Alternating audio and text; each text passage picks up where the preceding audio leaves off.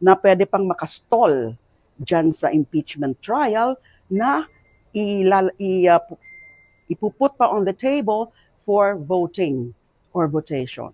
So nandyan pa rin yung agam-agam ko, nandyan pa rin yung apprehension ko na kung tutuloy talaga yung impeachment trial. Hindi sila-violate po ni SP Escudero yung konstitusyon sa pag-delay po and not proceeding with the impeachment trial forthwith? Tingin niyo po, nag-violate siya?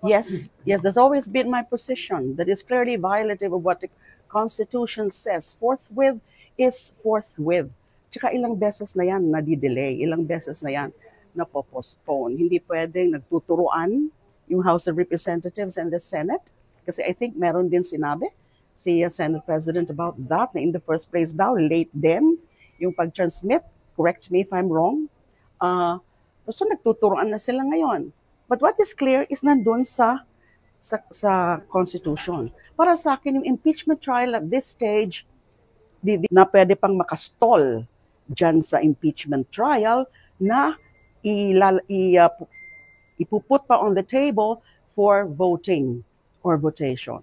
So nandyan pa rin yung agam-agam ko, nandyan pa rin yung apprehension ko na kung tutuloy talaga yung impeachment trial. Hindi sila-violate po ni SP Escudero yung konstitusyon sa pag-delay po and not proceeding with the impeachment trial forthwith? Tingin niyo po, nag-violate siya?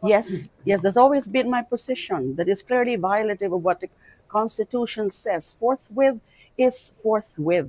Tsaka ilang beses na yan nadi-delay, ilang beses na yan na-postpone. Hindi pwedeng nagtuturuan yung House of Representatives and the Senate. Kasi I think meron din sinabi si Senate President about that, na in the first place daw, late din yung pag-transmit. Correct me if I'm wrong. So nagtuturuan na sila ngayon. But what is clear is nandun sa Constitution. Para sa akin, yung impeachment trial at this stage, na pwede pang makastall dyan sa impeachment trial na ipuput pa on the table for voting or votation. So nandyan pa rin yung agam-agam ko, nandyan pa rin yung apprehension ko